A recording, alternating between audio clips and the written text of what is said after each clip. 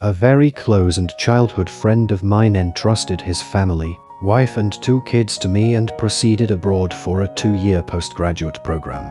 I and my wife religiously took care of them. I would respond to any calls from them at whatever hour of the day, either alone or with my wife. At weekends, they would join my family in our house. Our kids and theirs saw themselves as siblings. In fact, one can call it a perfect integration of 2 families. On a particular weekend, they were with us and I stepped out with my wife to buy some items. When my wife brought the first batch of the items she bought to the car, she was confused about where she left her phone.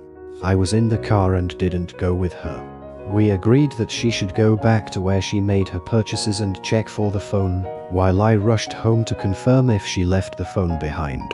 I immediately rushed home and the kids were playing outside.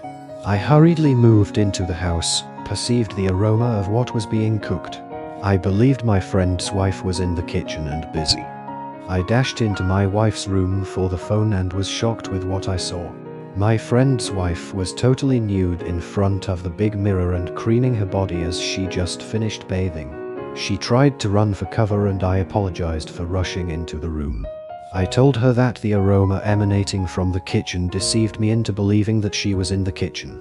From the bathroom that she ran into, she responded and said she just finished cooking and went in to shower, and I told her that I came to collect my wife's phone and was going back immediately.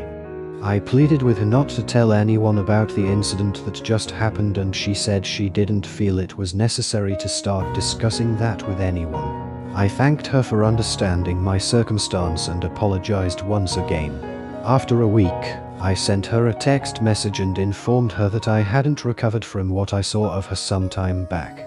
She replied and sympathized with me for the experience.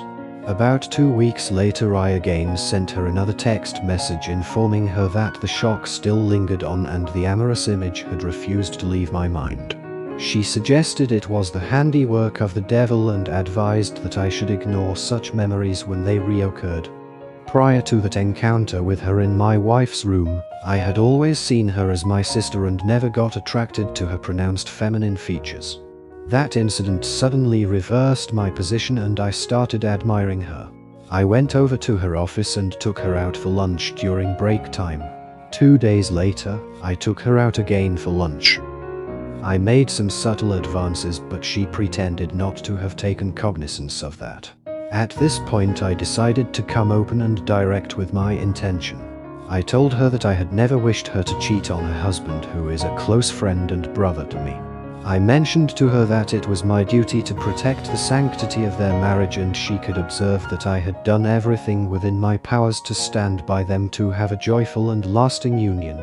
I also informed her that I had never dreamed of cheating on my wife for any reason before. I pleaded with her to grant me the request of freeing my mind from this image and take me out of the shock by allowing me to see her in that state once again. She expressed surprise and declined to grant my request. She claimed that I was causing her serious embarrassment and that my logic was not proper. She said it was irreconcilable for me to be wishing to be freed from a negative situation and at the same time be praying for the same type of circumstance that created my problem.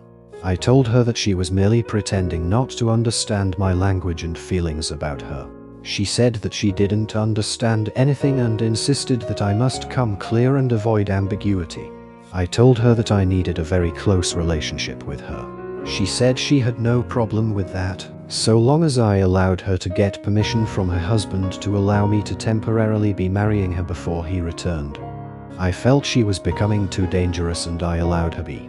I continued to serve her family in every way I could.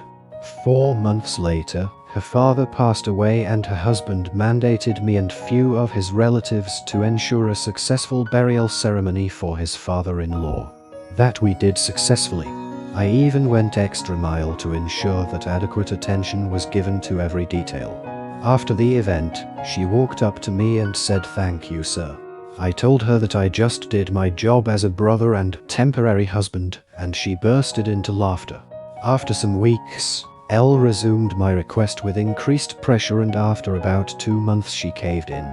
After our first dating, she accused me of having forced her into an act she had aversion to. She said by doing that, she had offended God, her husband, my wife, and her conscience. I told her that I was as much principled as herself, but circumstance compelled me to violate my moral code. As we sustained our new relationship, we were not aware that her husband had a set of people who were spying on the activities of his wife. He later forwarded some pictures and videos of myself and his wife stepping into a guest house at different occasions.